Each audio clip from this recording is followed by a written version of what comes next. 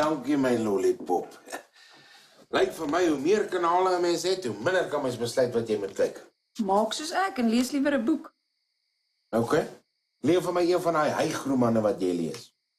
Dis vir vrouens bedoel, jy sal nie daarvan hou nie. Ek reken jy's bang ek raak te slim. Koop vir jou boek oor karre of visvang en los my boeke uit. Ja, OK man. Was die kos by julle sake ete lekker?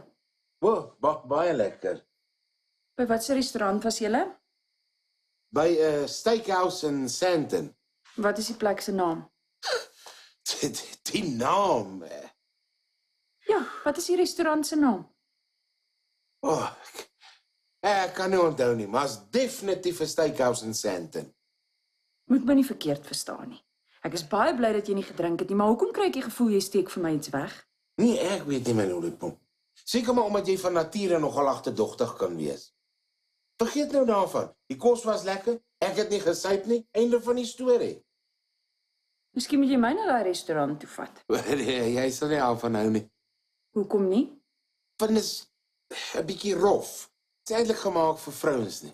Is dit gemaak vir mans? Ja.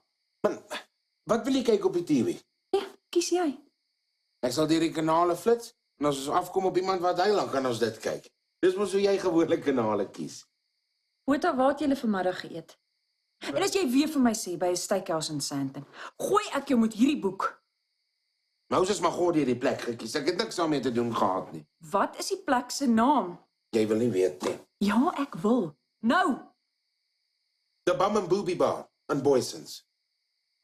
Ek het na daai plek op die internet gaan kyk. Dis vieslik. Wat 'n soort baas vat sy werksmense soontoe vir 'n working lunch. Smaakverskil.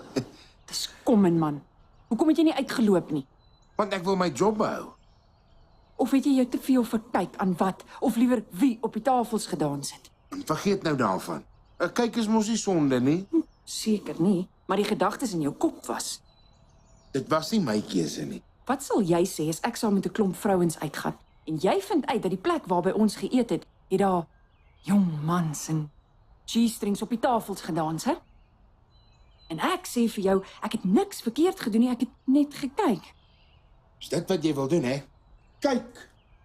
Ek noem dit net as 'n voorbeeld. En waar is die plek? Ek dink nie eers daar bestaan so 'n plek nie. Maar jy wens daar het so 'n plek bestaan. Nee, ou jaloesie, ek gee jou net 'n bietjie van jou eie medisyne. Ek hou net mooi niks daarvan nie. Moenie bekommer nie. Ek sal nooit so iets doen nie. En as ek ooit so iets sou doen, sal ek nie so stupid wees om jou daarvan te vertel nie.